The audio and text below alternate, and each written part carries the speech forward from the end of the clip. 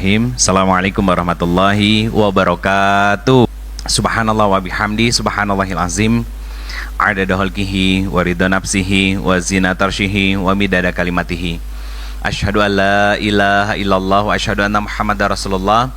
Allahumma shalli wa sallim wa barik ala nabiyyina Muhammadin sallallahu alaihi wasallam. Assalamualaikum ya Rasulullah sallallahu alaihi wasallam. Wa ala alihi wa ashabihi wa man tabi'ahum bi ihsan ila yaumiddin. Rabbi a'udzubika min hamazati syayatin wa a'udzubika rabbi ayahdurun. Subhanaka la ilma lana illa ma 'allamtana innaka antal alimul hakim. Shadaqallahul azim wa shadaqa Rasulullah sallallahu alaihi wasallam. Alhamdulillah Bunda, puji syukur kehadirat Allah Subhanahu wa taala, pagi hari ini kita bisa taklim kembali melanjutkan materi yang sebelumnya, insyaallah tentang luka yang menguatkan. Sekarang kita ambil dari beberapa sudut pandang. Yang pertama dari perspektif spiritual, iman. Yang kedua dari perspektif kejiwaan. Ya, kalau kemarin kita udah ngomongin seiris dari perspektif kejiwaan tentang mindset. Yang merubah mindset, merubah cara pandang, maka nanti akan merubah semua situasi dan kondisi, termasuk membuat kita makin semangat untuk memperbaiki diri Bunda. Ya, pertanyaan saya sederhana gini Bunda, apa hal yang paling melukai seorang ibu?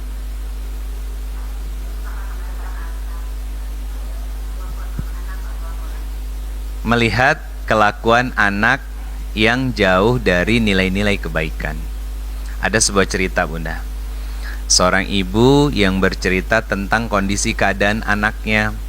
Anaknya pengen dari dulu masuk pesantren. Ternyata begitu masuk pesantren ketahuan ngerokok, nakal, ngebully temennya yang lain, ya, dan lain sebagainya. Begitu ibunya ini ngedengar, itu terlukanya luar biasa.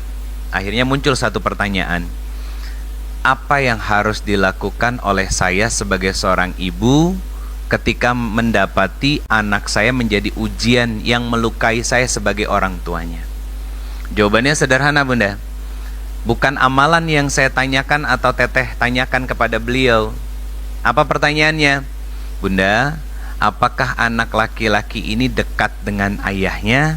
Dijawab dengan satu kalimat, tidak. Sudah, itu terjawab. Betulan, dan ternyata betul. Ayahnya ada di rumah, ya, aktivitasnya lebih banyak di rumah, ya. Tapi ketika sekarang anaknya usianya 18 tahun, lihat apa yang terjadi. Ayahnya berusaha untuk mendekat kepada anaknya, tapi anaknya malah menjauh. Pertanyaannya, kenapa ada anak-anak yang ketika sudah semakin remaja dan dewasa didekati oleh orang tuanya dia menjauh? Jawabannya sederhana, karena ketika anak ini masih kecil coba untuk ngedeketin orang tuanya, tapi orang tuanya menjauh. Itu balasan keadilan Allah. Anaknya belum nikah, belum berkeluarga, belum bekerja, belum, masih umur belasan tahun Bunda, tapi sudah menjadi pukulan besar bagi seorang orang tua kalau berpikir. Nah masalahnya kan gak banyak yang berpikir. Kayak yang sebelumnya saya ceritain, ada seorang yang berpendidikan tinggi betul-betul tinggi, mentok Bunda. Jadi kalau secara susunan S1, S2, S3, nah mentoknya itu ada lagi di atasnya, itu levelnya profesor. Itu juga sama, yang jadi ujian masalahnya adalah anaknya. Saya pernah cerita di sini kalau nggak salah pekan yang lalu atau yang sebelumnya, saya lupa. Itu cerita tentang apa? Kondisi anaknya, perempuan, usianya sudah sangat matang, tapi belum juga nikah, tapi pacarannya sudah hampir 5 tahun. Tinggalnya sama siapa? Nggak mau sama orang tua, rela bela-belain sewa apartemen sendiri, cuman alasannya sederhana, mau ngurusin kucing Bunda. Kebayang dong? Nggak mau ngurusin orang tuanya, kenapa? Jawabannya sederhana, karena bisa jadi orang tuanya dulu menjadi orang yang sok sibuk ketika anaknya masih kecil. Apa yang dikejar? Apa yang dikejar? Sisi intelektualnya dia egois. Orang yang seperti ini kelihatan kok, terlahir dari keluarga-keluarga akademis, betul, itu keren. Tapi ternyata anak-anaknya tidak dididik selayaknya standar orang yang berkehidupan secara akademis. Karena yang namanya orang berakademis itu pintar apa bodoh? Pintar. Maka kepintarannya itu harus merangkul, menghangatkan suasana rumah. Bukan cuma pintar di luar dengan titelnya yang panjang dan banyak, bukan. Akhirnya apa? Itu yang jadi luka kita, Bunda. Itu yang menjadi kekecewaan kita sebagai orang tua dari anak-anak kita. Nggak cukup hanya dirangkul dengan doa-doa seorang ibu yang soleha, nggak cukup. Kehadiran seorang ayah itu penting bagi tumbuh kembangnya anak-anak kita dalam ngejalan kehidupan. Bukan saat kecil, bukan hanya saat mereka kecil, tapi saat mereka remaja dan hingga dewasa nanti berkeluarga. Makanya perintah dari Allah tuh kan begini, Bunda. Wabil walidaini ihsana. Berbuat baiklah kepada orang tuamu dengan sikap ihsan. Artinya apa? Karena itu akan menjadi cerminan nanti perilaku dan sikap anak-anak kita kepada kita. Kenapa saya tanyakan apa yang menjadi luka paling besar bagi seorang ibu? Karena yang hadir di sini mayoritas adalah seorang ibu dan juga istri. Pertanyaan saya, apa yang menjadi luka paling besar bagi seorang istri? Pengkhianatan dari seorang suami. Baik itu mengkhianati kita sebagai seorang istri ataupun berkhianat kepada Allah. Itu jadi luka. Jadi Bunda, secara umum itu yang saya sampaikan dari beberapa pertemuan ke belakang kemarin, menjadi sebuah kesimpulan sederhana bahwa seorang wanita sebagai istri terluka karena ada pengkhianatan yang dilakukan oleh seorang suami. Bukan hanya berkhianat kepada kita, yang lebih bahaya itu ketika mereka berkhianat kepada Allah. Apa artinya? Bermaksiat. Apa bentuk konkretnya? Main judi, ya kan, nyeleweng, ya kan, KDRT. Kemudian apa? Berbuat dan bersikap semena-mena di dalam rumah. Itu kan pengkhianatan dari akad yang yang dilakukan oleh seorang laki-laki di hadapan Allah Subhanahu wa taala. Bahkan Bunda, punten, di Indonesia itu ada hukum pernikahan. Laki-laki nikah siri diam-diam, itu kalau dilaporin 5 tahun penjara. Itu ada hukumnya. Nah, cuman kan kebanyakan para perempuan itu sibuk sama luka dan sakit hatinya, sehingga tidak membuka diri untuk mencari informasi yang membela diri dia. Dia punya hak yang sama di mata hukum, Bunda. Asal memang punya bukti-bukti ya yang konkret dan fakta-fakta yang kita sampaikan kepada hukum, bukan untuk ngebuka aib. Justru yang banyak dilakukan apa? Ketika tersakiti, terlukai, malah cerita ke sana sini. Itu yang nggak boleh. Kenapa? Akan jadi dosa. Nah, itu kan bentuk keadilan Allah lewat aturan yang ada di negara ini untuk menjaga fitrah dan hak dari orang yang dari manusia yang namanya perempuan. Dijaga haknya, Bunda. Jadi Bunda nggak sendiri. Makanya nikah itu bukan hanya sekedar nikah, bukan cuma modal cinta-cintaan, gitu kan. Terus si suaminya juga sudah bekerja, bukan. Pelajari tentang hukum hakam dari pernikahan itu, baik dari sisi syariat ataupun dari sisi negaranya. Kenapa? Biar kita terlindungi secara fisik dan juga jiwa, ya. Dan itu haknya kita, Bunda, sebagai manusia. Jadi kita sekarang sedikit ngebahas tentang luka yang menguatkan. Artinya kita pernah terluka, pernah kecewa, tapi menjadi titik balik untuk kita memperbaiki semua kondisi dan keadaan. Nggak sedikit, Bunda, saya dapati kasus-kasus kemaksiatan dalam rumah tangga. Suaminya berselingkuh, ketahuan sama istrinya. Tapi Masya Allah, tidak semua perselingkuhan itu berakhir pada perceraian. Banyak kami dapati justru menjadi titik balik kebaikan dan kehangatan rumah tangga mereka berdua saat kedua-duanya mau saling membuka diri. Apa maksudnya? Suami membuka diri dan mau menginsafi, mengakui kesalahan diri dan bertobat kepada Allah. Sedangkan istrinya membuka diri, mau memaafkan dan melihat secara langsung proses perubahan yang terjadi pada suaminya. Akhirnya apa? Dua-duanya muncul nilai syukurnya. Suami bersyukur karena taubatnya diterima oleh Allah dan meninggalkan kemaksiatan, dan istrinya mau memaafkan diri dia. Dan syukur dari istrinya apa? Syukur dari istrinya karena suaminya berubah total, akhirnya menjadi laki-laki yang jauh lebih hangat, dan rumah tangga mereka diliputi kesakinahan. Banyak Bunda yang dapat begitu. Asal itu tadi, sadar diri, mindset di awal yang sebelumnya. Nah, pembahasan tentang sekarang, kalau bahasa Inggrisnya pembahasan sebelum itu namanya consciousness. Jadi kesadaran, ngerubah mindset kita biar berada di tempat yang tepat. Nah, sekarang kita ngomongin tentang inner peace, kedamaian dalam jiwa kita. Apa maksudnya? Gini Bunda, luka yang menguatkan dari sisi iman, perspektif iman. Yang pertama ya, luka dan kecewa itu adalah cara Allah membersihkan diri kita. Membersihkan diri kita. Kata siapa? Nabi yang bilang Bunda. Hadisnya sudah saya spill di pertemuan yang sebelumnya. Apa yang saya sampaikan di pertemuan sebelumnya, keturi aja kata Nabi SAW itu menggugurkan dosa. Berarti kan kita lagi dibersihin. Bunda, sakit hati kalau sabar maka dosa yang di badan kita tuh rontok Bunda. Bunda pernah ngelihat kotoran yang nempel di mobil terus ditembak pakai air semprotan yang kenceng, rontok ya. Nah kayak begitu di badan kita nih yang banyak dosanya Bunda. Makanya Nabi itu saking sayangnya sama kita, dan Allah maha sayangnya sama kita. Nabi itu bilang begini, kalau aib itu berbau, pasti nggak banyak orang yang mau deket-deketan sama kita. Betul kan? Kenapa Bun? Karena saking baunya kita, gak mau orang deket-deket sama kita. Tapi kan ditutup sama Allah dengan penampilan kita, tampilan luar yang cantik, yang tampan, bersih, wangi, dan lain sebagainya. Tapi ternyata Allah nggak ngelihat tampilan fisik Bunda.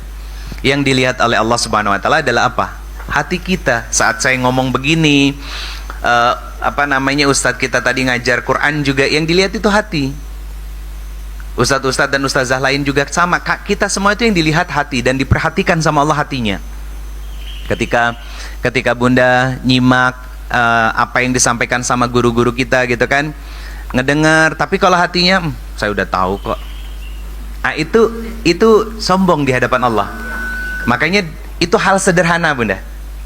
Itu hal sederhana yang sering kita lupakan. Makanya gini, penting ngejaga niat dari awal, di tengah, dan di akhir dari perjalanan kita untuk berbuat kebaikan. Kita ngaji lillahi ta'ala, ya kan? Tapi ternyata kita diuji sama Allah, ketika pulang ternyata nggak dapat apa-apa.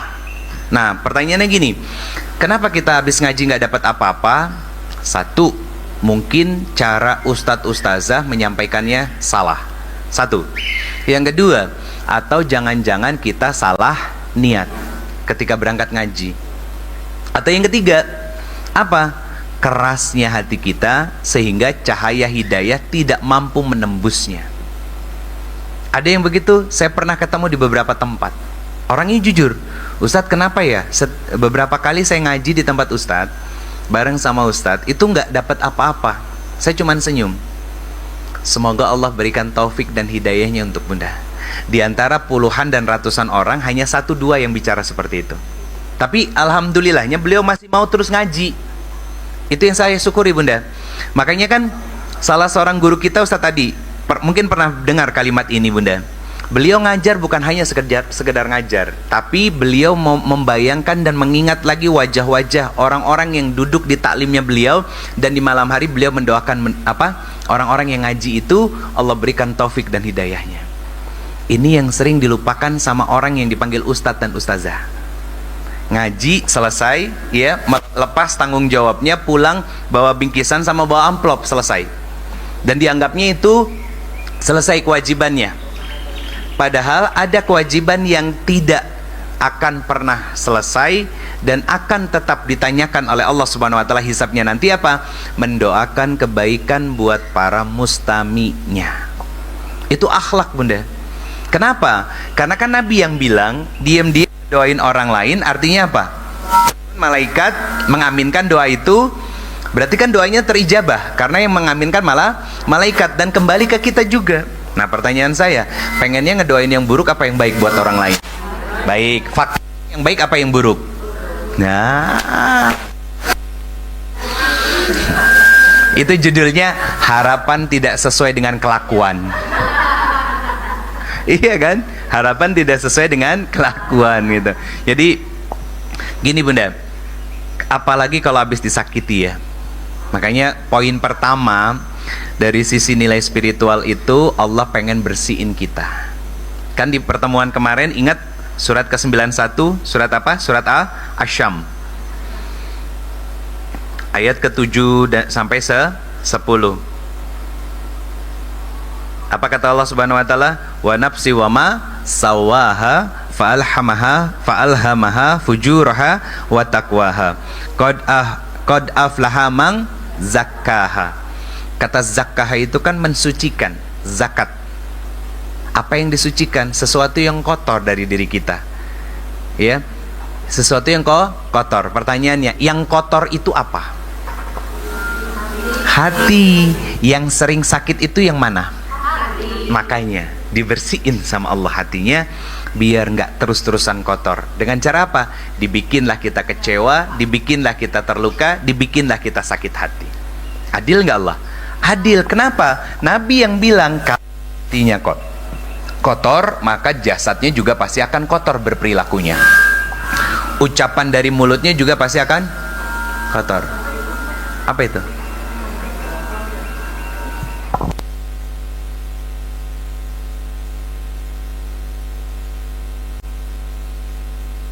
Lanjut lagi. Kenapa hati yang dibersihkan? Karena kalau hatinya kotor, ya, hatinya rusak. Ingatkan kita bahwa jasadnya juga akan rusak, kotor. Perilakunya, sikapnya, ucapannya pasti akan rusak. Ingat 3 hal ini, Bunda. Sikap, perilaku, ucapan. Tapi kalau hatinya bersih, baik, maka 3 hal ini juga pasti akan semuanya baik, Bunda. Apa aja? Sikap, perilaku. Makanya orang-orang yang hatinya sudah terlanjur kotor biasanya gampang dan mudah sakit hati dan kecewa. Kenapa? Biar dibersihin sama Allah hatinya, biar hatinya cemerlang lagi, Bunda. Itu dipres, dilaminating, ya kan? Certified, ya. Nah, dulu kan emas batangannya itu bentuknya batangan aja biasa. Kan suka diusap-usapin, dibersihin. Biar apa? Biar mengkilat sama hati kita. Biar mengkilat itu dibersihin sama Allah. Gimana cara ngebersihin ya Allah ke kita? Dikasih ujian, nggak ada yang lain. Nggak ada yang lain. Nah, ujian itu kan 2 hal. 1, ujian kesenangan. 2, ujian kesempitan. Iya kan? Nah, ujian kesenangan dan ujian kesempitan ini itu pasti akan bergantian dalam kehidupan kita. Makanya Allah bilang begini, ajaba, ajaib. Ajaib itu apa artinya? Istimewa kan? Pertanyaan saya, sesuatu yang sifatnya ajaib terbatas atau banyak? Terbatas, sedikit, nggak banyak, ya. Berarti sesuatu yang sedikit itu istimewa atau biasa? Pasti istimewa. Kata Nabi, orang-orang yang istimewa nilainya di hadapan Allah yaitu mereka yang ajaib hatinya. Ketika dikasih rezeki, mereka bersyukur. Ketika dikasih ujian, mereka bersabar. Berarti limited edition, Bunda. Nggak semua orang. Termasuk saya dan kita semua yang hadir di sini. Allah yang tahu kualitas hati kita, tentang keikhlasan, tentang kesabaran, tentang kesyukuran. Itu Allah yang tahu. Nah, ngaji seperti ini tujuannya untuk apa? Memperuncing mata hati kita. Biar apa?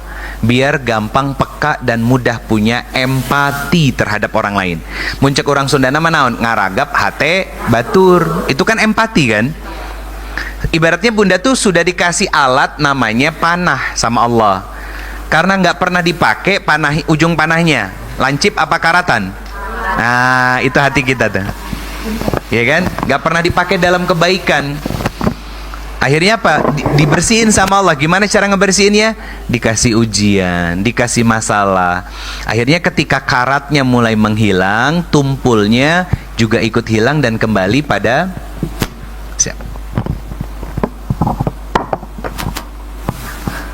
dan akhirnya kembali pada fitrahnya. Apa? Tajam. Apa fitrah manusia? Kebaikan. Apa bukti fitrah manusia itu kebaikan? Iman. Itu iman, fitrah kita, Bunda. Bahkan iman itu sudah Allah titipkan saat kita masih berada di dalam kandungan orang tua kita, ibu kita. Alastu birabbikum qalu bala syahidna. Itu sudah disematkan dalam jiwa kita bahwa kamu muslim, aku Tuhanmu, sembah aku yang menetapkan kehidupanmu semuanya tanpa terkecuali. Kata Allah gitu. Aku menitipkan akal untuk kamu berpikir baik dan buruk. Ya. Aku menitipkan hati, ya, jiwa, nafs di dalamnya. Untuk apa? Untuk menjadi filter terbaik agar bisa menjadi kompas hidupmu ke tempat-tempat yang aku ridhoi. Jasadmu itu aksesorisnya.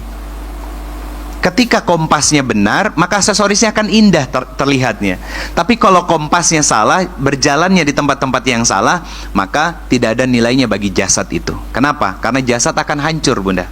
Tapi tidak dengan apa yang kita lakukan selama hidup di bumi. Apa yang disebut dengan amal. Amal ini terbagi dua, ada amal soleh, ada amal salah. Kalau yang dilakukannya baik jadinya amal soleh, tapi kalau kemaksiatan jadi amal salah. Beratnya ketimbangan yang buruk. Itu yang nanti dibawa sama kita. Makanya nanti di padang mahsyar itu kan orang-orang keringetannya luar biasa, Bunda. Nauzubillah min dzalik, semoga kita tidak mengalami itu gitu kan. Saking takutnya, bukan karena saking harudangnya, saking takutnya bekal kita nggak cukup dan nggak pernah cukup. Tapi nanti ketika di padang mahsyar kita takutnya seperti itu, tapi nanti di dalam surga kita nyesel. Kenapa nyeselnya? Bukan karena sudah masuk surga, tapi amalnya kurang. Aduh, coba dulu ya sedekahnya lebih banyak, pasti lebih tinggi surganya. Itu hal sederhana, Bunda. Kan kadang kalau kita mikir duit biru, merah, hijau, kain celeng nanti lewat, yang dimasukin hijau. Padahal yang terbaik yang Allah minta kan, ya kan? Kata Allah kan, setelah allazina yu'minuna bil ghaib wa yuqimuna shalah wa mimma razaqnahum yunfikun. Menginfakkan sebagian harta terbaikmu, kata Allah begitu. Berarti kan yang terbaik yang biru, hijau atau merah? Merah. Berarti sepakat nanti masukin merah ya, Omat. Iya kan gitu. Bukan buat siapa-siapa, kan udah diingetin waktu itu. Bukan buat Bunda Vivi, bukan buat teman-teman MTUQ, bukan. Beliau-beliau ini keluarga besar MTUQ kan punya suami, udah punya nafkah, ya kan? Bunda Vivi dapat nafkah, Bunda Vivi juga sebagai pengajar, beraktivitas, ya kan? Bukan, tapi buat dakwah, Bunda. Buat kebaikan, buat sosial, buat sesuatu yang sifatnya menjadi MLP, maaf, multi level pahala. Itu nggak akan putus multi level pahalanya itu. Nah, itu salah satu ikhtiar kita. Untuk apa? Sama, membersihkan hati. Kan mengeluarkan sesuatu. Untuk apa? Mendapatkan ridha Allah. Contoh begini, Bunda tahu kan tempat cuci piring, sink, ya? Kebayang kalau di situ mampet, isinya apa? Nasi bekas, sisa, ya, tulang ayam, tulang ikan, terus sayur yang nggak habis kita makan, ada plastik, ada tisu. Itu kebayang, orang yang pelit itu hatinya begitu. Lihat, Bunda, nauzubillah min dzalik ya, air menggenang di situ, maaf banget, nggak perlu sehari deh, setengah hari udah bau. Itu hati orang yang pelit itu begitu. Makanya ditegur sama Allah. Ditegur sama Allah. Orang yang dermawan aja pasti diuji, apalagi orang yang pelit. Kalau orang yang dermawan, contoh baru habis nyuci mobil, keluar dari tempat cuci mobil, hujan gede. Apa pikirannya dia? Alhamdulillah ya Allah, saya sudah menunaikan kewajiban saya. Karena apa? Ada rizki dari pencuci mobil yang kau titipkan kepadaku. Tapi orang yang pelit, aduh, hujan di wae gitu kan, belok di wae gitu kan, itu. Ah, itu mindsetnya. Baru keluar gitu kan, aduh, nyalahin hujan gitu. Kayak kemarin ada yang nyalahin apa namanya, hujan yang deras kan karena banjir bandang di Sumatera. Pertanyaan saya, kenapa nggak ditentukan sebagai bencana nasional? Kalau ditentukan sebagai bencana nasional, nanti diusut, pasti ada penyalahgunaan wewenang. Itu kemungkinan besar. Itu logika sederhana sebetulnya, Bunda. Nalar sederhana. Kan sampai sekarang nggak ada penetapan itu kan. Ya Wallahualam. Ini bukan berprasangka, namanya menganalisa, ya. Sudah cukup sampai di situ aja. Jadi nggak kemana-mana, ya. Dan jangan dibahas lagi di mana-mana, ya, gitu. Nanti takutnya jadi masalah. Bunda semua yang dirahmati Allah, makanya pembahasan yang sebelumnya saya ngebahas tentang mindset, ngerubah cara pandang. Kenapa? Kalau kita cara pandangnya sudah benar, hidupnya tenang, Bunda. Salah satunya apa? Salah satunya kan merubah cara pandang itu berarti mengembalikan secara utuh kesadaran kita, yang disebut dengan kata iman. Berarti saat itu kita sedang mempertebal iman kita bahwa ujian itu pasti dan keniscayaan dalam kehidupan kita. Nah, akhirnya apa? Kalau sudah punya mindset begitu, saya terluka bukan karena Allah tega sama saya atau saya sedang dihukum sama Allah. Tidak. Dari sisi spiritualnya, saya terluka karena Allah pengen membersihkan sesuatu yang kotor dari diri saya. Enak, Bunda. Coba deh, dalam kondisi santai, tarik napas, lepas gitu kan, habis sholat gitu ya. Terus tarik napas, lepas, lepasnya sambil istighfar. Ditarikan yang ketiga, lepas sambil istighfar, tarik lagi, ya Allah, Engkau begitu sayang kepadaku. Oh, enak, Bunda. Nikmat. Diuji, dicaci maki, pernah dicela orang, pernah difitnah sama orang. Saya cuman dipeluk sama istri saya dengan mengatakan, ya Allah, saya ridho. Itu kalimat itu, ya, segala yang buruk yang didengar dan terjadi di depan muka kita, dan kita tidak membalas keburukan mereka, dan kita hanya mengatakan, ya Allah, saya ridho. Saya katakan demi Allah, semua umpatan buruknya itu akan kembali kepada orang yang mengumpatnya. Balik lagi, akan balik. Tidak langsung, tapi nanti akan terbuka, perlahan demi perlahan, sedikit demi sedikit gitu ya. Itu balik. Makanya Nabi SAW itu tidak akan pernah menjaminkan surga bagi umatnya yang pencela. Kalau tidak dijaminkan surga, berarti pencela tempatnya di mana? Nerakanya Allah. Makanya Bunda bisa buka di surat Al-Muzammil ayat ke-10, Bunda. Surat ke-73 ayat ke-10. Kata Allah, wasbir ala ma yakuluna wahjurhum hajron jamila. Apa kata Allah? Sabar-sabar ngadepin ucapan-ucapan buruk dari orang lain kepada kamu. Sabar-sabar, kata Allah Subhanahu wa taala. Dan tinggalkan mereka dengan cara yang baik. Itu susah, Bun, ya? Ya. Karena apa? Kalau udah dijelek-jelekin Allah, orang kan kerung gitu ya, pengennya ngebales. Ini barusan aja saya ngelihat di waktu sambil duduk di situ. Ada seorang anak yang ketahuan ngerokok di toilet sekolah. Dari zaman saya dulu sekolah itu sudah ada. Dari zaman dulu saya sekolah, anak yang begitu pasti dihukum. Nah, begitu anak ini ketahuan ngerokok, ya, dihukum sama pihak sekolah, sekolahannya diontrog sama orang tuanya. Orang tuanya ngotot di depan gurunya yang menghukum anak yang sedang merokok ini. Apa pesan sosialnya? Kalau nggak mau anak dihukum karena kesalahannya di sekolah, maka didiklah sendiri oleh Anda sebagai orang tuanya. Jangan disekolahin. Betul kan? Sekarang pertanyaannya gini deh, Bun. Kita nyekolahin anak itu biar apa? Biar pintar, biar terdidik. Salah satu ciri terdidik berarti dia berakhlakul karimah. Punya akhlak yang baik, tahu nilai-nilai akhlak, nilai-nilai sosial, ya, hormat kepada orang yang lebih tua, sayang kepada yang jauh lebih muda, bukan semena-mena. Nah, ini yang akhirnya merusak generasi. Siapa? Para orang tua yang sok jago. Ada yang anak dihukum lapor polisi, gitu kan? Rusak, Bunda, beneran. Saya ngerasain yang di pojok ngobrol dilempar pakai kapur. Bukan Bunda ya, Bunda bukan. Dilempar pakai kapur gitu kan. Masih ngobrol dilempar pakai penghapus. Nih, qadarullah saya belum potong kuku. Hari Senin kalau kukunya panjang dicepret pakai mistar kayu. Generasi kita generasi yang sama, Bunda. Generasi tahun 80-an ke bawah gitu kan. Ngalamin 80-an ke bawah gitu kan. Itu kita ngalamin, Bunda. Begitu laporan sama orang tua kan, kenapa tangan kamu merah? dicepret sama guru gitu kan. Kenapa tangannya dicepret? Kukunya panjang gitu kan. Malah ditambahin, mana tangan satunya? Cepret gitu kan gitu. Akhirnya mental kita kan kuat, kokoh.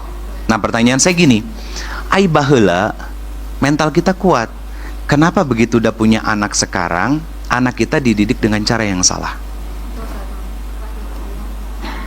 Kalimat normalisasinya begini, mamah itu nggak mau kamu ngalamin yang mamah alamin dulu. Salah. Salah. Justru malah karena apa yang mama alamin dulu itu, mama kuat sekarang, nak. Mama kuat.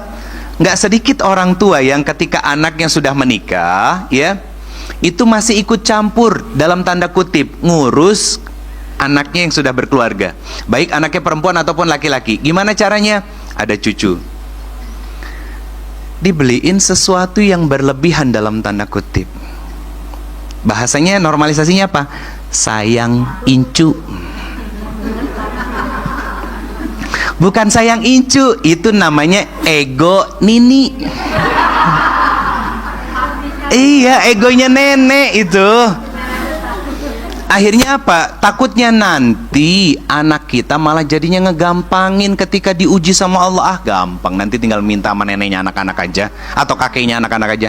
Akhirnya mentalnya nggak sekuat kita. Dulu kita pengen apa-apa, tunggu, sabar, usaha, tukar sama prestasi, kan begitu. Akhirnya kita berusaha. Dan akhirnya apa? Kan bunda-bunda ada di posisi sekarang dengan suami yang punya posisi dan kedudukan sekarang. Itu kan usaha jerih payah bersama. Ketika suaminya jatuh, sabar, kita bisa nguatin. Kenapa? Karena hati kita kuat. Coba bayangin anak kita, belum tentu. Jadi jangan pernah mengatakan mama atau papa nggak mau kamu ngalamin hal-hal yang pernah mama dan papa alami dulu. Salah. Rubah kalimatnya. Nah, nikmati setiap hidupmu. Mama sama papa akan melihat dari jauh. Kalau ada yang perlu dibantu sama mama dan papa, ngomong, ceritakan.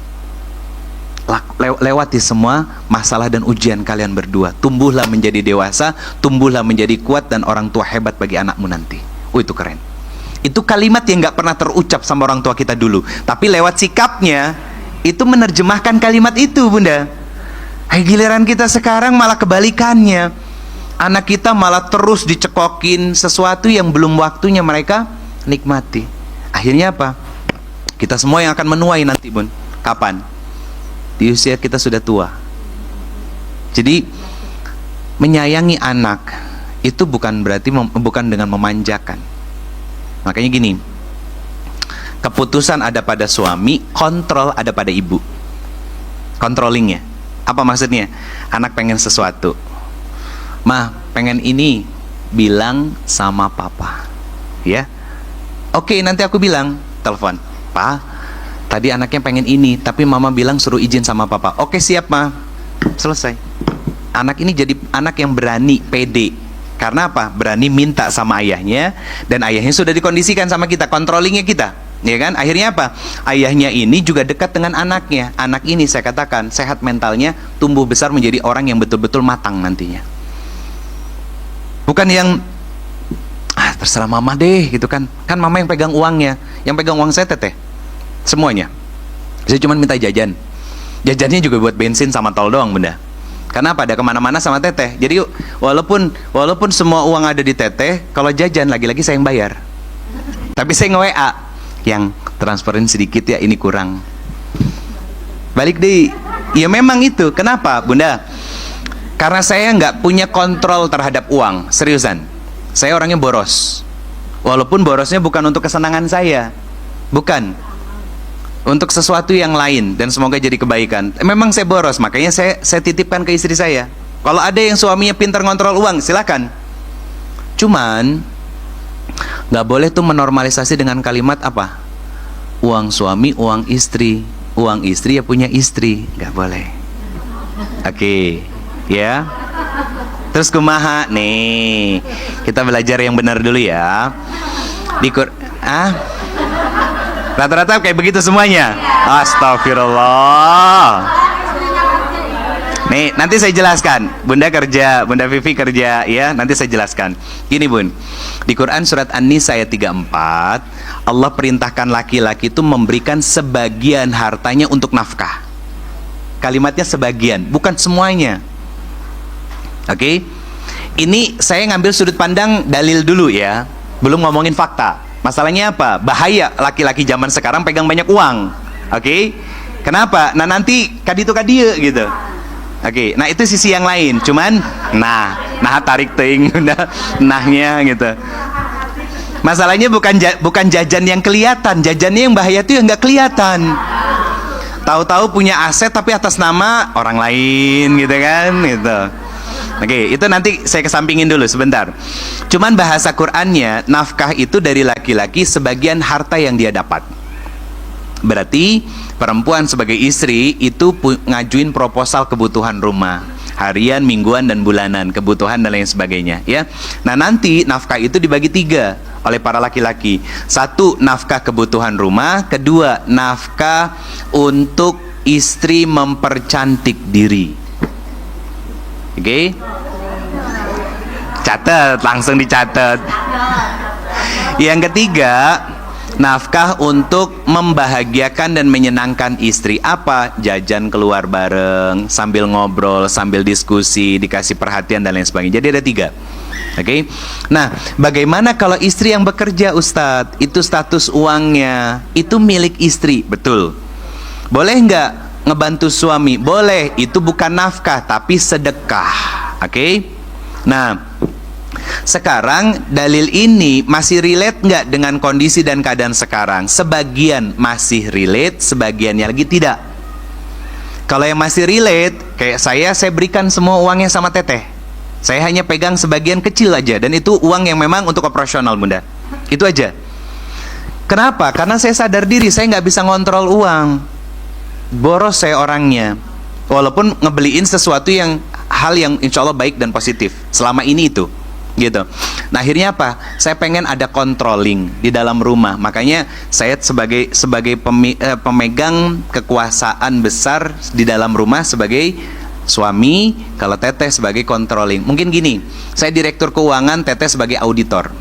Simpelnya gitu, ya. Nah, kalau yang sebagian lagi, ini yang jadi masalah.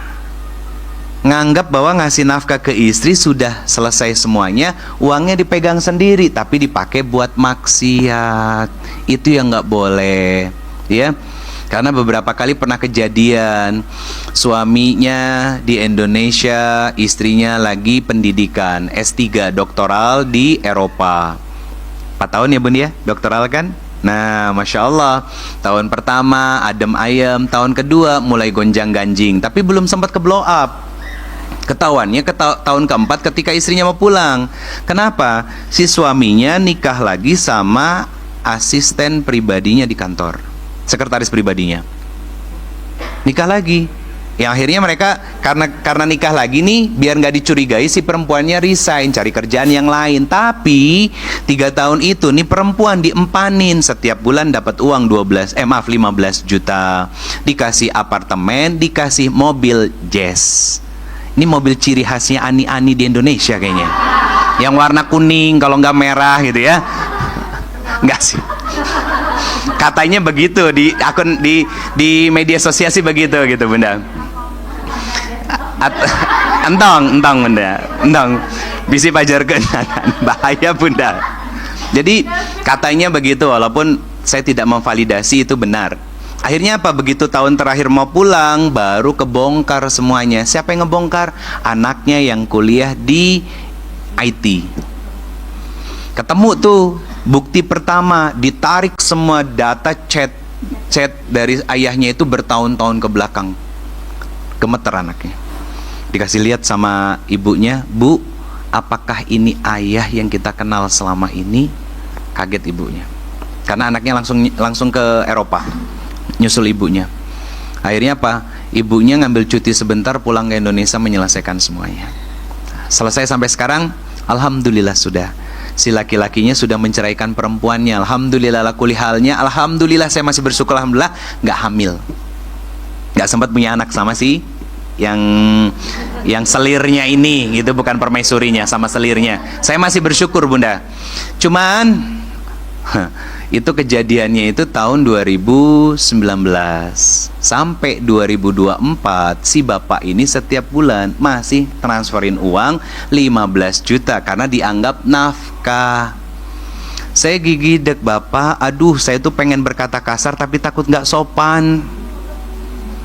Kan udah selesai. Kan saya tanya makanya, punya anak? Enggak Ustadz. Aduh, bapak dimanfaatin sama dia setiap bulan.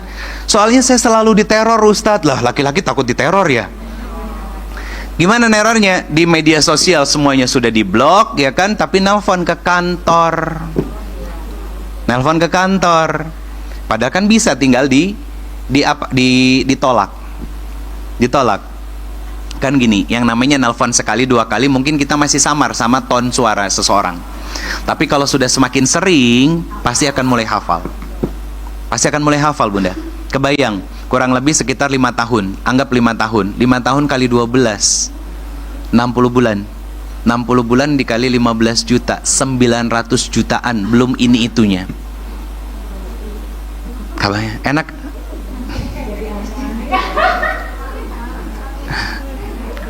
Makanya kalau kata Bunda Vivi barusan, enak banget itu orang, kata Bunda Vivi. Iya, rata-rata orang yang seperti itu kelihatannya enak Bunda, tapi nanti laknat di neraka. Iya kan, laknat di neraka. Kenapa? Karena tidak masuk dalam golongan umat dari Rasulullah SAW. Jadi Bunda, itu luka ya. Nah luka-luka seperti ini saya bersyukur istri ini itu kuat. Saya ngeliat betul beliau kuat. Dan beliau mengakui, Ustadz ada andil saya. Suami saya bermaksiat. Karena ketemunya 6 bulan sekali, cuti Bunda. Suaminya baru kayak Europe. Karena suami itu kan punya kebutuhan. Apa? Biologis. Masih ingat minggu kemarin saya wasiatnya apa? Sok olahraga. Biar Bunda tuh masih bisa ngasih servis terbaik buat suami. Ya. Kalau suami kita soleh nggak macam-macam, alhamdulillah. Tapi juga bukan berarti dianggap itu sebagai sesuatu yang suami saya nggak apa-apa kok Ustadz. Mungkin suaminya nggak apa-apa, tapi akan ada apa-apa di hadapan Allah nanti. Gitu. Di usia-usia menopause, misalkan sudah 50-an ke atas, ya. Tidak harus seminggu 3 kali 4 kali. Itu kenapa Bunda? Istri itu wajib izin sebelum tidur. Kenapa? Takutnya suami ada hajat. Itu hak suami. Tapi saya capek. Itu hak Bunda yang harus diberikan suami untuk Bunda istirahat kan? Pertanyaannya, hak itu ya, mana yang lebih penting? Memberikan hak atau menuntaskan kewajiban dulu? Tuntaskan dulu kewajiban Bunda, maka nanti haknya akan diberikan. Hese kan? Sok, jujur. Tidur mah tidur, iya kan? Kerek gitu. Hes. Nah pertanyaan saya, di hati suami jadi luka nggak? Itu jadi luka. Tapi alhamdulillah kalau suaminya bager, langsung kitanya diselimutin, diusap kitanya, dicium keningnya, kita tidurnya. Berarti suami yang ridho dengan kekurangan kita. Masalahnya di luaran sana banyak suami yang beralibi karena kita nggak bisa nyervis suaminya, akhirnya selingkuh. Itu maksud saya Bunda. Karena apa? Saya lagi live di TikTok. Jadi ini jadi pelajaran untuk para muslimah juga. Lah Ustadz ribet sok mangga, mau pilih yang nggak ribet, nanti ribet di akhirat. Nggak ribet di bumi tapi ribet di akhirat. Atau ribet di bumi tapi lempeng, ngemplong, apa namanya, nggak ada kesusahan dan ribetnya kita di hadapan Allah Subhanahu Wa Taala nanti di akhirat. Itu pilihan. Kalau suaminya yang bager, alhamdulillah. Tapi kita akan tetap ada hisabnya. Ada hisabnya. Tapi kalau suaminya bilang gini, ya Allah, saya tahu keterbatasan istri saya. Dan bagi saya, selama ini yang diberikan oleh istri saya itu sudah cukup ya Allah, maka saya ridho terhadap istri saya. Oh itu Masya Allah. Itu suami istri bersama di dalam surga Bunda. Masalahnya suami kita begitu enggak? Nah itu yang jadi pertanyaan gitu ya. Itu yang pertama. Jadi tentang luka itu, luka dari Allah itu membersihkan hati. Jadi konsepnya begini Bunda. Luka itu tidak datang untuk menghancurkan, tapi untuk membersihkan dan menghaluskan hati kita agar ia kembali lembut dan bersujud kepada Allah Subhanahu wa taala. Emang Ustaz hati bisa bersujud pada Allah? Bisa, namanya khusyuk. Khusyuk itu kan sujudnya hati kita, tunduknya hati kita kepada Allah Subhanahu wa taala. Yang kedua, tentang luka yang menguatkan dari sisi spiritual. Luka itu adalah tanda Allah sedang mendidik dan memberikan perhatian penuh kepada kita. Luka itu ujian kan? Nah, kenapa poin kedua ini saya sampaikan luka adalah cara Allah mendidik kita dan memberikan perhatian penuh kepada kita. Karena Nabi yang bilang ketika Allah mencintai seorang hamba, maka hamba tersebut pasti akan diuji. Pasti akan diuji. Dalilnya Bunda, sebagai penguatnya, Quran surat ke 2 Al-Baqarah. Ini ayat yang beberapa kali saya baca di sini, ayat 286. La yukallifullahu nafsan illa. Jadi beban masalah itu adalah kasih sayang dan cinta Allah. Kalau manusia itu beda. Kadang ngerasa sayang dan cinta sama anak itu tidak memberikan beban. Salah Bunda, salah. Makanya menganggap bahwa kalau Allah cinta sama saya, kenapa saya selalu diberikan masalah? Ya, salah. Justru malah beban, ujian, dan masalah itu adalah cara cintanya Allah kepada kita, dan Allah memberikan perhatian penuh. Kenapa? Karena Allah pengen ngelihat kita berada pada titik minus hidup kita, merasa lemah di hadapan Allah, memikul beban dan tanggung jawab itu. Akhirnya apa? Bersandarnya sama Allah kan? Tidak kepada yang lain. Kayak Bunda, maaf, luka itu kan bikin kita kembali ke Allah. Kalau kita mindsetnya benar, sadar. Tapi kalau enggak, kita enggak akan pernah punya inner peace dalam hati kita. Yang ada apa? Dendam terhadap orang lain, membalas keburukan orang lain. Pertanyaan saya, siapa yang tertawa? Setan. Kenapa setan tertawa? Karena punya teman baru di dalam neraka. Beneran, karena dia punya teman baru di dalam neraka. Kenapa? Orang yang dendam itu orang yang dalam hatinya penuh dengan kesombongan. Kenapa? Dia menganggap dirinya sudah baik dan banyak melakukan kebaikan. Punten Bunda, kita berbuat baik itu karena Allah pengen kita baik. Allah yang kasih taufik dan hidayah buat kita berbuat baik. Kayak hari ini, kita ada yang datang dari pagi ikutan i'rab. Itu karena Allah pengen kita punya kemampuan baca Quran di atas rata-rata orang-orang seusia kita. Nah, itu lanjutan kalimatnya, ya. Ada yang datang ketika taklimnya, tapi husnuzonnya apa? Mungkin sudah ngaji i'rab atau ngaji tahsin di tempat yang lain. Alhamdulillah Bunda. Dan Allah pilihkan kita ngaji hari ini atau di tempat yang lain, itu karena Allah pengen kita baik, bukan sok baik karena terlihat udah ngaji. Bukan. Tapi Allah tuh pengen kita lebih baik daripada kita yang sebelumnya. Yang tadinya ambek-ambekan, jadi mulai belajar untuk sabar. Yang tadinya gampang emosian, pengennya balas dendam, mulai untuk menahan dan mengontrol diri kita sendiri. Jadi harus ada perubahan dalam hidup kita ketika kita sudah ngaji. Kalau nggak ada perubahan sama sekali, lebar Bunda. Kenapa Bunda? Nanti ditanya sama Allah, dapat dari mana ilmunya? Ngaji sama Ustadz Dedi, ngaji sama Ustadz Tengku, ngaji sama Ustazah Devi, ya kan? Ngaji sama saya dan lain sebagainya. Nanti pertanyaannya belum selesai, kemana ilmunya kamu amalkan? Culang cileng kita kan? Oh ya Allah, nggak ada. Ngakunya begini, saya amalkan ya Allah, saya amalkan. Saya beramal soleh, saya taat kepada suami, ya, saya melakukan kebaikan. Kata Allah apa? Kazab, bohong. Kazab itu bentuk jamak. Karena kalau bohongnya cuma sekali, kazib. Tapi kalau sudah katanya kazab, itu berulang kali. Kamu bohong berulang kali kepadaku. Ini loh catatan hidupmu. Kan gini, ada yang nanya begini, Ustadz, kalau Allah tuh maha tahu, kenapa segala perbuatan manusia itu harus dicatat? Oke? Jadi biar Allah tuh menunjukkan sisi keadilannya. Ketika kita berbuat baik, ada catatannya, ya.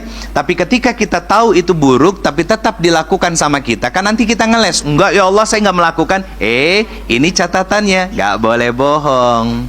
Itu yang membuat kita di padang mahsyar itu berkeringat, merasa takut, karena semuanya akan dibuka sama Allah Subhanahu wa taala.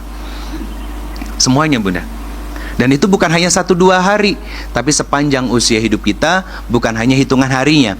Jam, menit, detik yang terjadi, semua dicatat dan tercatat. Jadi hidup itu pilihan, Bunda. Kemarin ada yang nanya sama saya, kalau takdir Allah itu sudah ditulis semuanya, berarti ketika kita bermaksiat, kita sedang menjalani takdir Allah dan Allah membiarkan kita masuk neraka. Tidak seperti itu pemahaman tentang takdir.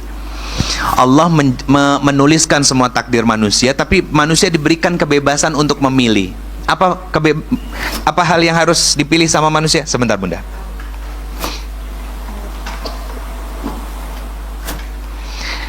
Yang dipilih sama manusia, ya, jalan yang baik atau jalan yang buruk, itu pilihan pada kita. Kenapa ada nabi dan rasul dan orang-orang soleh dahulu ngasih contoh ke kita, kalau kamu bermaksiat akan seperti ini, kalau kamu berbuat baik akan ini balasannya. Jadi potensinya itu sudah dituliskan sama Allah Subhanahu wa taala. Itu kenapa? Contoh, kamu kalau hobinya namimah, adu domba, kamu kalau hobinya jelek-jelekin orang, maka nanti kamu akan bersaudara dengan Abu Lahab dan Abu Jahal, tapi di nerakaku. Kan tabbat yada abi lahabi watab, itu kan keluarga Abu Lahab kan. Jadi kalau ada sekarang suami istri yang hobinya ngejelek-jelekin orang, masih keluarga Abu Lahab walaupun dia muslim. Iya kan? Nah terus kalau ada orang yang OKB tiba-tiba sombong, itu keluarga Fir'aun. Keluarga Fir'aun, benar kan, sombong kan? Berarti itu kan udah ketahuan tuh. Tapi kalau rendah diri, senang belajar, kayak Nabi Musa, senang belajar kan, walaupun gak cukup sabar ternyata dalam belajarnya. Kemudian apa? Senang berbuat baik. Kan Nabi Rasul itu melakukan hal yang kebaikan seperti itu, gitu. Bahkan apa? Tidak mudah membalas semua keburukan orang, seperti Nabi kita Rasulullah Muhammad SAW, ya. Hatinya lembut, dermawan, seperti Abu Bakar. Coba pilih yang mana? Keluarga Abu Lahab, Fir'aun, atau bersama dengan orang soleh? Itu ada di kita. Dan setiap pilihan itu ada konsekuensinya. Bunda terlukai, membalas, ada konsekuensinya. Apa? Gak akan pernah puas. Karena nanti begitu terluka sedikit lagi, pengen membalasnya yang jauh lebih berat. Karena apa? Syahwat itu mendorong kita pada sesuatu yang pengennya lebih dan lebih. Nah pertanyaan saya, kalau membalas keburukan orang lain dengan sesuatu yang lebih, adil atau zolim? Kalau zolim, pahala atau dosa? Dosa. Itu yang kita nggak mau, ya. Dosa kita yang sebelumnya aja belum terampuni, malah udah nambah dosa lagi, ya. Yang ketiga, Bunda, dari sisi spiritual, luka itu undangan dari Allah untuk kita kembali. Betul nggak, Bunda? Kalau lagi ada masalah, ada kalau di usianya segini, saya sudah percaya, saya sudah sangat percaya, Bunda, kalau ada masalah udah di tahapan Allah yang dicari. Nah, tapi kalau dulu sebelum hijrah, sebelum ngaji 5-10 tahun yang lalu, kalau lagi ada masalah pasti yang dicari orang lain, iya kan? Oke, teman curhat ya Bunda ya. Nah, ngemplong nggak? Sedikit ngemplong iya, tapi solusinya nggak dapat. Betul kan? Kenapa? Karena pulang ke rumah ketemu sumber masalahnya lagi. Iya, salah satunya pasangan, anak-anak, iya kan? Yang kita butuhin itu adalah ketenangan saat kita berada di rumah bersama dengan orang-orang yang menjadi sumber ujian dan masalah buat kita, ya. Itu yang kita butuhin, bukan hanya sekedar di 1-2 tempat kita nangis-nangis gitu kan, teriak-teriak dan lain sebagainya. Mending kalau diobatin sama yang sama yang penyelenggaranya, ditinggal. Yang ngangkat ngegotong-gotongnya siapa? Security misalkan begitu kan. Wah, itu bahaya, itu fatal. Itu bisa digugat itu orang-orang begitu, Bunda. Kenapa? Karena buka praktek, tapi ternyata cuman sales obat, bukan spesialis. Malpraktek jatuhnya kan? Kalau cuman sales obat tapi buka praktek, jatuhnya malpraktek. Ada nggak undang-undangnya? Ada. Masuknya pada penipuan. Itu bahaya, dan itu lagi hype di Bandung. Saya bukan lagi julid, Bunda. Saya ngomongin dari sisi akademisi. dari sisi profesionalisme. Kita ngomongin dakwah. Tapi kalau ternyata orang-orang yang sudah menangis, ya, kemudian dia meraung-raung teriak. Saya punya sahabat namanya Ustadz Muhammad Faizar. Pernah dengar? Praktisi ruqyah nasional yang biasa di TV, Trans TV. Lihat, pernah ngelihat beliau atau lihat di YouTube-nya Ustadz Muhammad Faizar ruqyah, ya. Lihat, orang yang dibacakan ayat-ayat suci Al-Qur'an, dia meraung-raung. Yang meraung-raung itu bukan dirinya tapi setannya. Pertanyaannya, begitu sudah selesai, ditenangkan lagi nggak? Ditenangkan, ditutup karena ada ayat untuk menutupnya. Akhirnya tenang, clear, enteng badan juga, ngemplong, gitu. Nanti artinya makin lapang. Kenapa? Yang bikin hati kita sempit itu ya gangguan setan. Yuwaswisu fi sudurinas. Nah, praktek-praktek seperti itu sekarang lagi rame dan digandrungi sama banyak majelis taklim di Bandung. Kenapa sih, Cok? Kenapa digandrungi sama majelis taklim di Bandung? Kencelengnya banyak, karena jamaahnya banyak. Suzon ya saya. Tapi faktanya memang begitu. Faktanya memang begitu, Bunda. Pertanyaan saya, dakwah itu bukan calo dakwah jadinya. Calo dakwah jadinya. Kenapa? Karena mengajarkan sesuatu yang tidak selesai kepada umat. Itu bahaya, Bunda. Seriously, demi Allah bahaya. Sok, diskusiin sama guru-guru yang lain, yang senior-senior. Pasti beliau-beliau punya kegelisahan yang sama. Kenapa? Saya ngelihat dengan mata kepala saya sendiri. Selain itu apa? Saya mendengar dari para akademisi dan praktisi. Ada teman-teman psikolog yang ikut datang gitu kan. Ini nggak ilmiah. Ini nggak ilmiah. Kenapa? Orang-orang yang teriak-teriak, emosinya sudah keluar gitu kan, ditinggal. Kan bahaya, Bunda. Kalau nggak sembuhnya sampai ke rumah, siapa yang repot? Keluarganya. Dia datang bawa mobil, misalkan sendiri, sampai di situ teriak-teriak, nggak sembuh sampai sore, siapa yang terbengkalai? Keluarganya. Kewajibannya fatal, Bunda. Makanya hal-hal seperti itu buat saya itu ngeri. Ngerinya kenapa? Karena akan menghadirkan masalah baru bagi orang-orang yang katanya hadir ke situ. Dan masya Allahnya, Bunda, yang hadir di situ rata-rata memang orang-orang yang masih jarang ngaji. Betul, ngerangkulnya luas, bagus. Tapi ternyata yang dilakukan itu hanya untuk validasi diri sendiri aja. Itu bahaya. Dan kalau harus dinasehati pelaku-pelakunya nggak akan mau. Susah. Kenapa? Karena menganggap bahwa manfaatnya besar. Iya, yang datang banyak dan lain sebagainya. Itu bahaya, Bunda. Jadi saya titip pesan, Bunda, ngaji seperti ini tuh saya sudah senang. Makanya dari dulu ke Bunda Vivi, ya, ke bunda-bunda di MTUQ dan yang lainnya, saya bilang saya bukan tipikal ustadz yang memikirkan tentang jumlah jamaah. Harus sekian, harus sekian. Tugas saya itu menyampaikan dan mengajak untuk mengenal Allah dan Rasulnya, mencintai Allah dan Rasulnya dengan cara yang benar. Bukan mendatangkan jamaah. Yang mendatangkan jamaah itu adalah Allah. Kenapa? Kalau terasa manfaatnya, Allah ridho, pasti jamaahnya banyak. Pasti jamaahnya banyak. Kenapa? Karena Allah ridho, gitu. Merasakan manfaat kebaikannya. Kenapa? Yang dikenalkan itu Allah dan Rasulnya, bukan mengenalkan diri sendiri. Apalagi nyeritain tentang diri sendiri. Aku mah. No. Nabi itu tidak menceritakan dirinya, Bunda. Tapi yang diceritakan Nabi adalah tentang kebesaran Allah, sehingga kita makin mencintai Allah dan Rasulnya. Makanya dorongan yang Nabi lakukan apa? Ketika ujian masalahnya datang, Nabi itu kan mendorong kita untuk dekat kepada Allah Subhanahu wa Ta'ala. Ke depan, lihat ya. Jadi Nabi mendorong untuk kita mencintai Allah dan Rasulnya. Kenapa? Karena ujian dan luka itu adalah cara Allah untuk apa? Membuat kita lebih dekat kepada Allah Subhanahu wa Ta'ala. Dari sisi kejiwaan sekarang, Bunda, perspektifnya ya. Poin pertama, luka dan kecewa itu mengajarkan kita untuk sadar kemana kita bergantung. Ini dari sisi tazkiyahnya, kejiwaannya, tazkiyatun nafsnya.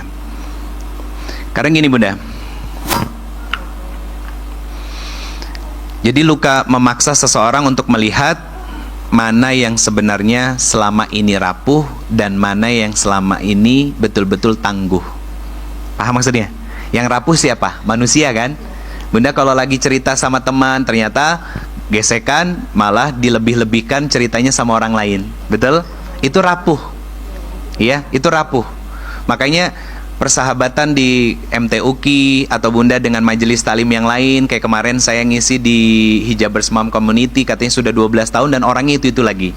Bunda, kalau sudah punya sahabat dan teman-teman yang orangnya itu lagi selama bertahun-tahun bareng, rereongan, bikin kajian bareng, itu artinya sahabat insya Allah sesurganya Allah. Ya, yang mau saling berkorban. Saya udah lama. Kapan Bunda buat ram lagi di sini?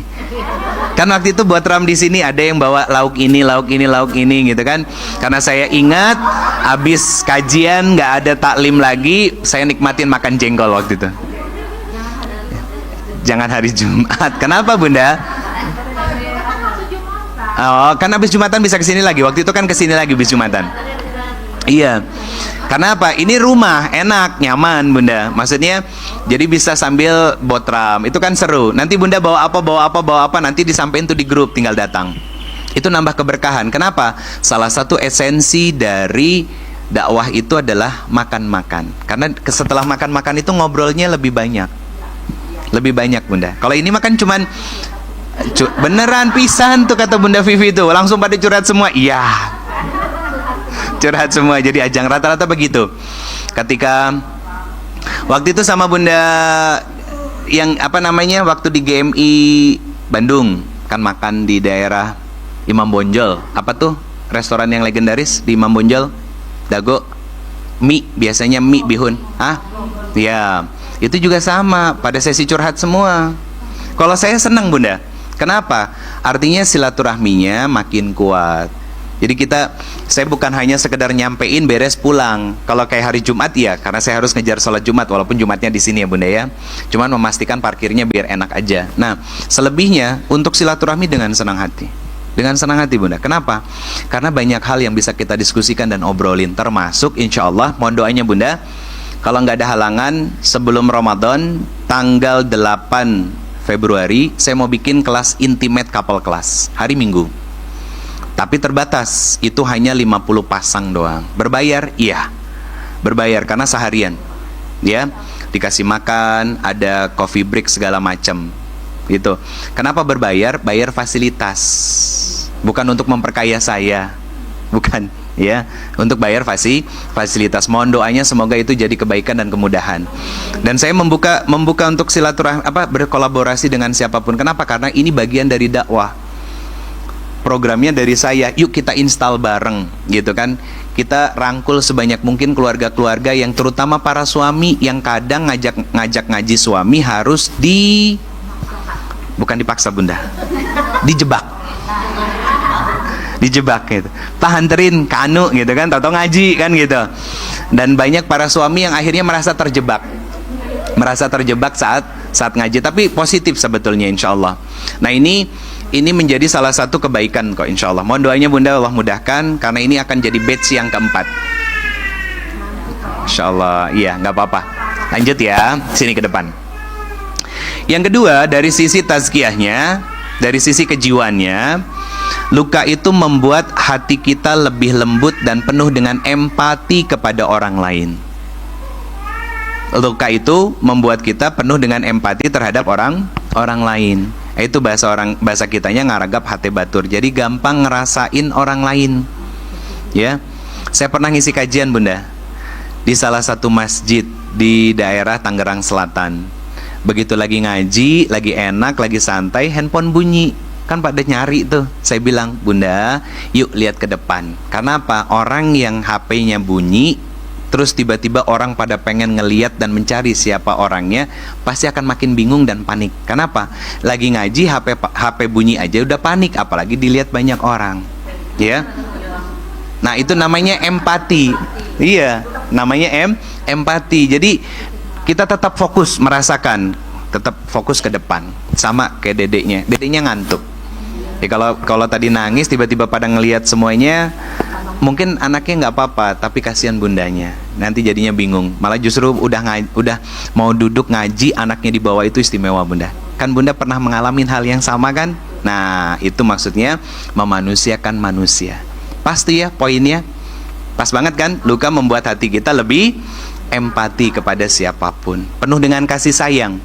Jadi akhirnya apa? Luka ini tidak membuat kita jadi lemah, tapi membuat kita semakin kuat dan tangguh. Akhirnya kita berusaha untuk tidak menyakiti orang. Karena saya juga pernah merasakan ketidakenakan dari sakit hati dan kecewa itu. Yang ketiga Bunda, yang ketiga, luka itu mengajarkan kita tentang nilai-nilai kedewasaan dan pelajaran hikmah. Luka itu mengajarkan tentang nilai-nilai kedewasaan dan pelajaran hikmah. Apa maksudnya? Membuat seseorang itu lebih matang dalam mengambil keputusan. Itu satu, betul kan? Sok, Bunda, pernah nggak dimanfaatin sama orang berulang kali? Ya, tahu bedanya orang polos sama oon?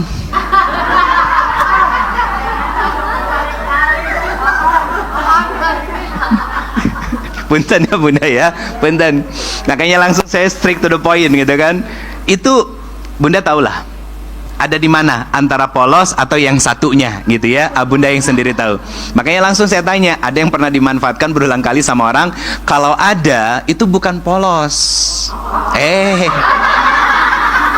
Malah disebut. Nyebut sendiri. Jadi itu kita harus sadar diri Bunda. Makanya luka itu ngajarin kita makin dewasa dan punya pembelajaran hikmah. Apa? Nggak mau terulang lagi. Kan Nabi bilang, kalau kita jatuh di tempat yang sama disebut sebagai keledai. Kenapa simbolnya keledai? Dungu, bodoh. Itu Nabi halus Bunda, ngasih ilustrasinya. Bahkan apa kata Nabi? Hari ini sama kemarin rugi. Berarti kan Nabi tuh pengen setiap hari ada peningkatan. Bukan banyaknya, tapi perlahan, sedikit tapi meningkat, landai naik. Bukan begini, tahu-tahu nyungsep. Bahaya. Karena ada nilai filosofi begini, cepat dapat pasti akan cepat habis. Makanya ada istilah apa? Uang setan dimakan jin. Paham ya? Yang di lapangan gitu kan, yang tahu-tahu dapat uangnya gampang, yang gak jelas dan lain sebagainya, itu pasti cepat habis, gak napak, gak ada sisanya, gak ada bekasnya. Tapi sesuatu yang ditahapi dengan proses demi proses ya.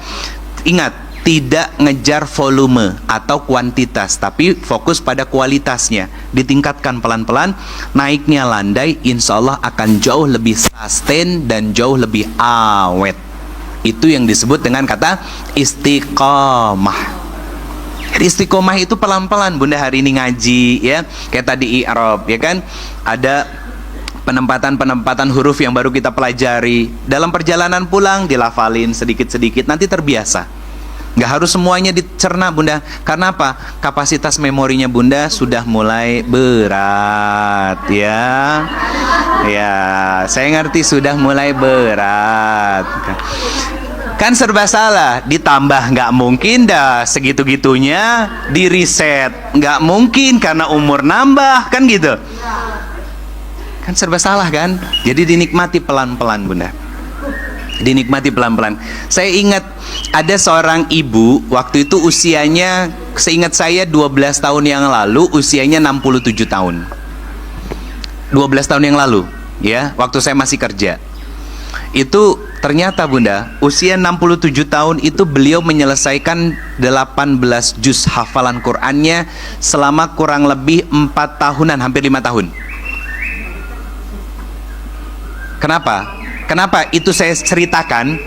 Karena di usia 67 itu di hafalan 18 juznya itu beliau meninggal. Itu mungkin. Jadi begitu ada wisuda penghafal Al-Quran, beliau yang paling senior. Karena yang lainnya masih pada kerucil-kerucil, bocah-bocah remaja, anak-anak remaja Bunda. Dan beliau yang paling senior. Artinya apa? Ngafal Quran itu bisa, asal mau. Masalahnya kan pada nggak mau karena ngerasa nggak mampu. Itu permainan kata itu sebetulnya ya. Itu namanya psikologi komunikasi. Kenapa Bun? Kan gini, ini airnya warna kuning, mau dimasukin air putihnya kene-kene, yang keluarnya adalah kuning. Kenapa? Hafalan dan belajarnya nggak masuk-masuk, Karena hati kita penuhnya dengan dosa. Ilmu yang masuk itu putih, yang keluarnya hitam lagi, ya kan? Banyak yang ngaji tapi mulutnya masih sompral. Ada orang yang sholat tapi masih suka bermaksiat. Betul? Itu filosofinya. Jadi dibersihin dulu. Itu namanya tazkiyatun nafs. Pintunya apa? Taubatan nasuha. Jadi 13 tahun Nabi di Mekah Madinah itu pelajarannya dua. Pelajaran Ustadz Dedi sama pelajaran saya. Apa itu? Tauhid, akidah, sama tazkiyatun nafs, Bunda. Fikihnya di Madinah. Karena apa? Berangsur-angsur turun. Nah, itu penguatnya. Dan alhamdulillah di sini dibuatkan setiap minggu bagiannya masing-masing. Biar apa? Biar kita, Bunda, taatnya itu sudah pada perjalanan menuju sami'na wa ta'na. Bukan lagi seperti yang masa dulu, Ustadz hese gitu kan. Ustadz susah. Bukan. Bismillah ya Allah, mudahkan saya. Artinya apa? Kalau nggak dapat semua, jangan ditinggalin semua. Itu kaidahnya. Kalau nggak dapat semua, jangan ditinggalin semuanya, karena nggak akan dapat apa-apa nantinya. Itu kenapa kita harus terus melakukan taubatan nasuha, ya. Yang sudah, Bunda, udah selesai. Yang ketiga, jadi luka itu mengajarkan tentang nilai-nilai kedewasaan dan pembelajaran hikmah. Contoh yang lain nih, membuat seseorang itu lebih selektif untuk mencintai dan berteman dengan siapa yang memang pantas untuk berteman. Betul kan? Jadi usia-usia begini mah udah gak usah nyari teman yang banyak. Bukankah selama ini banyak teman itu banyak yang menyakiti? Mendingan teman yang sedikit tapi tujuannya jelas, menuju surga dan akhirat, ya. Contoh yang lain nih, Bun. Habis ini sesi tanya jawab, mangga. Contoh yang lain, membuat kita lebih realistis ngejalanin hidup. Bun, pernah minjemin uang ke orang? Oh, sering. Biasanya kalau pas lagi nagih, yang minjam jauh lebih Oke, akhirnya kita belajar tentang nilai-nilai realistis. Apa? Nggak mau lagi bermudah-mudah minjemin uang sama orang. Kenapa? Karena nanti kita yang capek sendiri. Ya, bukan menyampingkan nilai sedekah di dalamnya, bukan ya. Tapi kita melihat ke diri kita dulu. Bukan berarti juga ngajarin untuk pelit. Bantu dan tolong orang yang memang mereka ingin dibantu dan tetap mau berteman dengan kita, menjadi saudara kita, ya. Artinya ada sasadunya, ya. Ada basa-basinya, apa, kenapa, dan lain sebagainya. Itu, Bunda, yang bisa saya sampaikan di pertemuan ketiga ini tentang luka yang menguatkan. Insya Allah di pertemuan selanjutnya temanya kita pindah, ya. Semoga jadi kebaikan. Kalau ada yang mau bertanya silakan, Bunda. Jazakumullah khairan kasir, hatur nuhun, mohon maaf lahir dan batin. Assalamualaikum warahmatullahi wabarakatuh.